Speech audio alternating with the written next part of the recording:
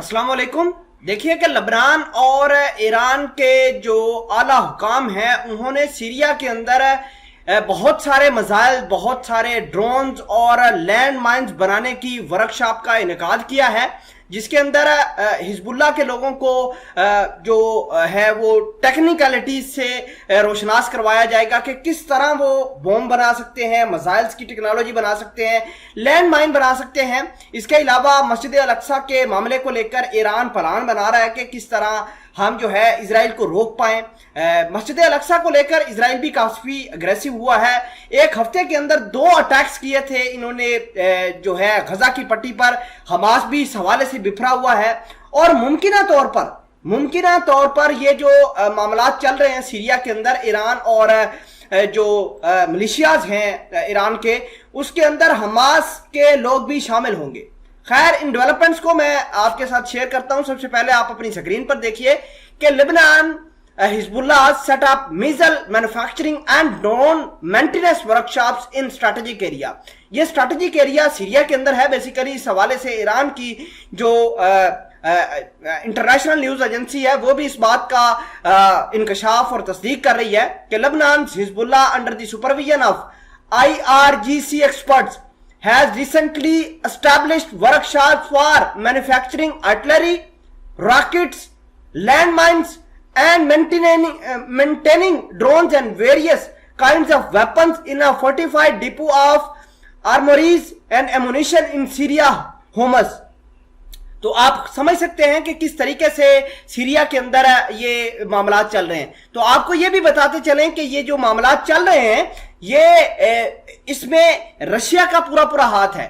Russia ने basically 2017 के अंदर ये इलाका जो होमस का था सीरिया का, ये दाइश से आजाद करवाया और फिर ईरान को, बशर अल असद की गवर्नमेंट को, हमास को दे दिया ताकि वो अपनी एक्टिविटीज जहां पर करते रहे। खैर, आपको यह भी बता दें कि ईरान के मिलिशियाज जो हैं बहुत सारे इलाकों में बहुत सारे पावरफुल अड्डे बना के बैठे हुए हैं। इसी वजह से इजराइल 12 मरतबा अटैक्स करता रहा। अब इजराइल और अमेरिका ने एक चूरन दिया था पिछले दिनों, यानी 21 अप्रैल को यह खबर आई थी कि ईरान के जो पासदारान इनकलाब के जो जनरल थे कासिम सुलेमानी, आप उनके जो बदला है ईरान वाले वो अमेरिका से ना लें, हम आपको जितनी भी पाबंदियां हैं वो हटा देंगे। इस हवाले से मैंने खबर बना के अपने YouTube चैनल हसना टीवी के ऊपर अपलोड की है, आप वो भी देख सकते हैं। लेकिन ईरान एक खुददार कौम है और कहा है कि आप यानी अमेरिका और इजराइल चाहे तो ईरान के साथ किसी किस्म की कोई डील करें या ना करें, सैंक्शंस हटाता है अमेरिका, नहीं हटाता न्यूक्लियर डील को लेकर,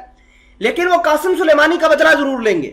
तो ये एक डेवलपमेंट थी और इस हवाले से आपको यह बताना था कि यह मामलात इंटरकनेक्टेड है इस खबर के साथ। लेबनान की जो वर्कशॉप है ईरान के IRGC वहां पर काम कर रहे हैं और मुमकिना तौर पर जो हिजबुल्लाह के अलावा हमास के लोग भी वहां पर मौजूद हैं और वो भी टेक्निकलिटी से रोशनास हो रहे हैं कि किस तरीके से वेपन्स बनाए जाते हैं, ड्रोन्स बनाए जाते हैं। और इन टेक्नोलॉजी का, इन ड्रोन्स का, इन आर्टिलरीज का इस्तेमाल जो है अब वो इजराइल के खिलाफ यही लोग करेंगे।